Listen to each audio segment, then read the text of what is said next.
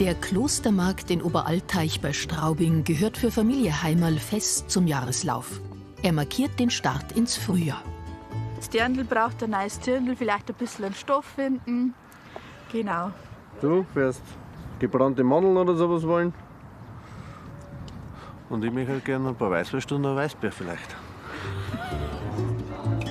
Martina Heimerl ist in der Nähe der barocken Klosteranlage im Landkreis Straubing-Bogen aufgewachsen. Christian Heimerl ist Vorstand von einem nahen Trachtenverein. Erst einmal im Klosterhof schauen, was es so gibt an schönen Dingen, die keiner braucht, die aber das Leben so viel schöner machen können.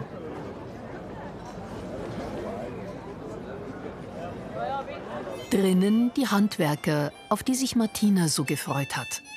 Historische Instrumente beispielsweise beim Geigenbauer.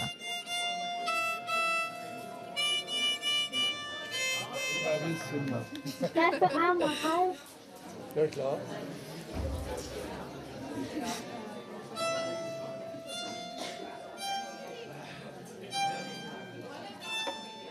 Da gibt's schnelle Erfolgserlebnisse für den 9-jährigen Josef. Der Geigenbauer Karl Riedl zeigt ihm noch was anderes. Mit der Zunge veränderst du den Ton. Ja, genau.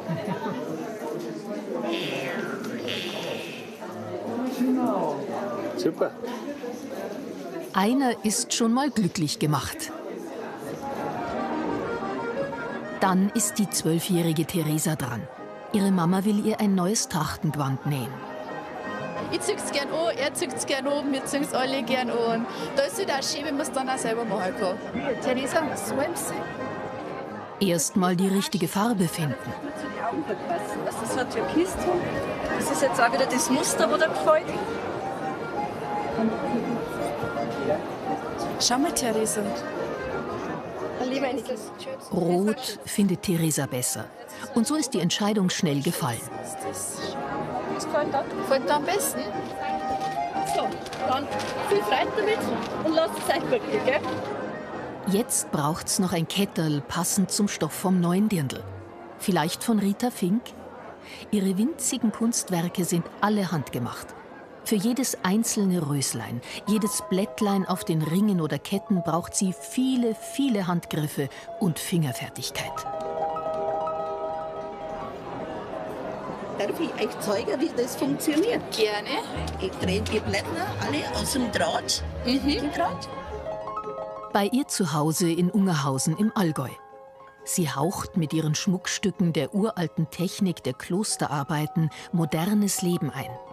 Viele 100 Stunden im Jahr. Es ist fast wie eine Sucht. Da kann ich mich auch ganz vergessen. Da vergesse ich das Bett gehen. Da vergesse ich mich immer. Zuerst wickelt sie den sehr dünnen Lackdraht auf. Mit der einzigen Maschine, die sie bei ihrem Hobby benutzt. Der gewickelte Lackdraht sieht aus wie ein Regenwurm und ist ein Schlauch. Den nennt man dann Bouillondraht. Sie macht ihn selber, um alle Farben parat zu haben. Und jetzt nehme ich einen festeren Draht. Das ist mein Arbeitsdraht, der Silberdraht. Und da muss ich jetzt wieder dem Bouillon Leben einhauchen, eine Seele geben. Also fädle ich den auf. Daraus soll eine Rose werden, und das ist knifflig. 5 Jahre Übung hat Rita gebraucht, bis die Rosen genauso geworden sind, wie sie haben will. Es kann schon auch da was schief gegangen und ist einfach Übungssache. Zu locker sieht man zwischen den Schlingen durch, zu fest springen sie übereinander. So sind sie perfekt. Noch mehr Feingefühl braucht sie bei dem Blättchen der Rose. 3 winzige Perlen kommen in die Mitte und drumherum entsteht das Blatt in den Händen der Metzgereiverkäuferin und Künstlerin. Auf dem Markt hat einmal einer gesagt, mit solchen Wurstfingern, aber das hat mit dicken Fingern nichts zu tun. Also das ist einfach ein wenig Feinmotorik, die man braucht. Und die hat sie. All die Techniken kommen von den Klosterarbeiten. Nonnen haben einst mit den filigranen Kunstwerken Reliquien für Kirchen, kleine Hausaltäre oder Fatschenkindel verziert. Heute ist diese Tradition am Aussterben.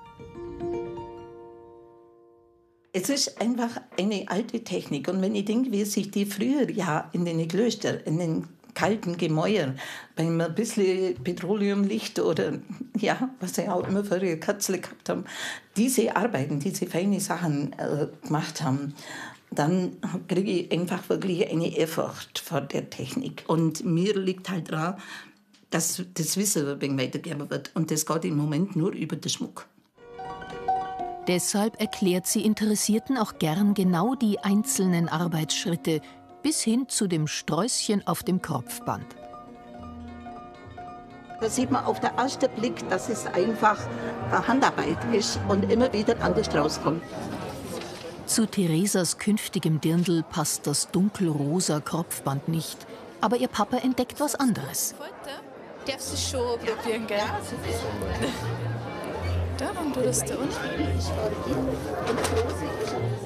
Mama und Papa assistieren brav bei der Anprobe. Mit Erfolg? Fällt's da? Ja? Wirklich? Ja? Ja, ich glaube. Schön, das passt auch gut. Vielen Dank.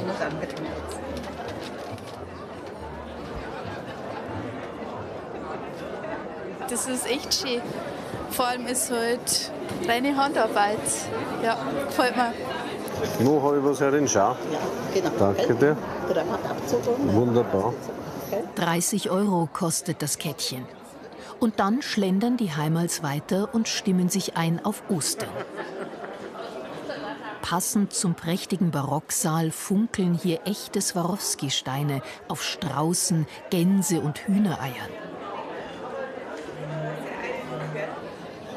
Das sind bemalte Wachteleier. Ein kleiner Frosch sitzt auf diesem hier. Hoppala!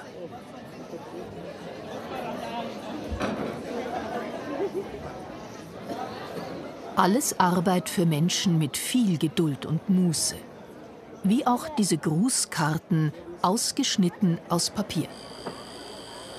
Aber am meisten interessiert sich der 9-jährige Josef einfach fürs Handwerk.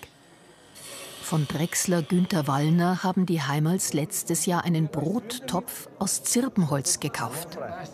Also war das ja Geld wert, oder? Was ein Geld wert. Hier endlich findet auch Christian was zum Mitheimnehmen. Ein bisschen müde sind die vier nach dem langen Markttag.